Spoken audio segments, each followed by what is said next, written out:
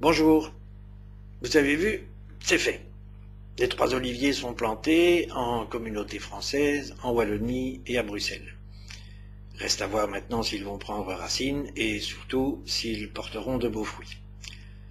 J'en vois parmi vous quelques-uns qui en doutent.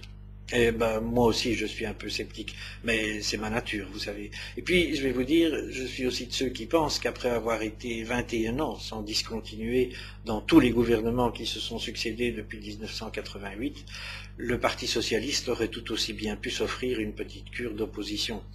C'est parfois utile pour retrouver un nouveau souffle, pour se renouveler, pour se ressourcer, et plus encore quand il faut faire un peu le ménage chez soi. Ranger les casseroles, si vous voyez ce que je veux dire. Mais bon, en soi, ces nouvelles coalitions, ou ces coalitions renouvelées, n'ont rien de scandaleux dans le contexte. Elles reposent toutes les trois sur de larges majorités parlementaires, et à ce niveau, il n'y a rien à redire.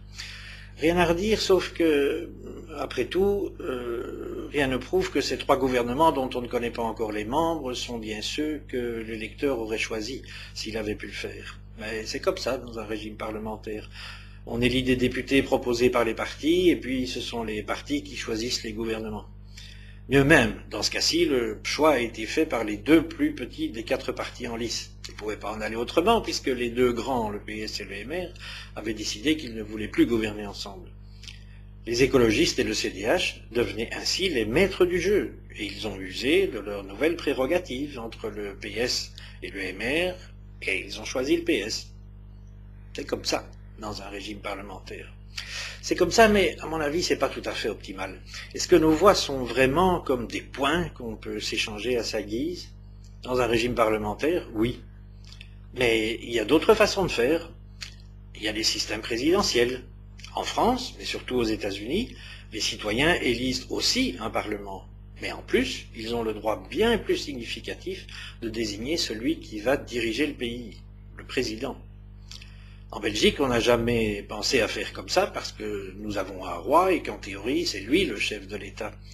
Même si, dans les faits, il ne gouverne heureusement pas. Mais il est le roi des Belges, pas celui des Flamands ou des Wallons ou des Bruxellois.